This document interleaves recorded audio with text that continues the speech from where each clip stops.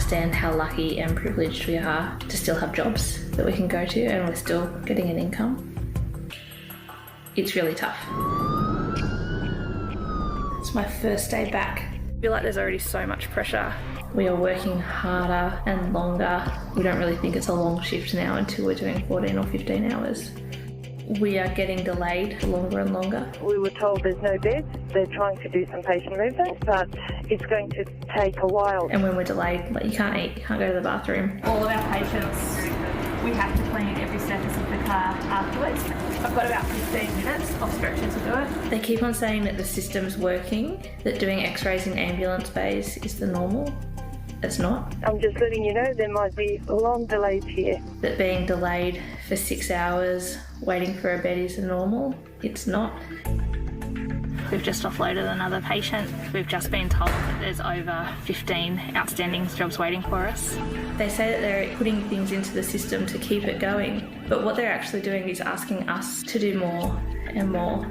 I'm usually a super happy, peppy, fun person. I seem to have lost that at the moment. I loved my job. I want to love it again. I'll keep on turning up to work as long as I can. 425 for an update at Concord, please. 425.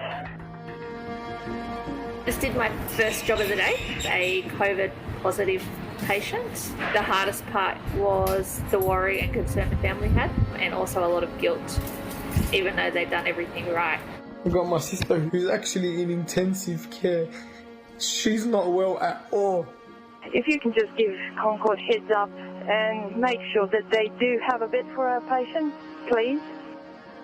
I think I've had about 5 grapes and a strawberry today. While I'm drained and I'm exhausted and we are working and working and working, a lot of the fear about going to the COVID patients has disappeared, and they're just patients and they just need our care. This is our first time back on station. It was a big day, it was a long day. We did not get a single break, and neither did anybody else. When the system breaks, it's individuals that you break. And you don't just break us for our job, you break us for our families. Give you an idea, one day last week they had to run an ambulance from the Central Coast all the way down into Sydney to the inner western suburbs, which is about 110k, under lights and sirens, because they'd run out of ambulances in Sydney. Oh, right, yeah.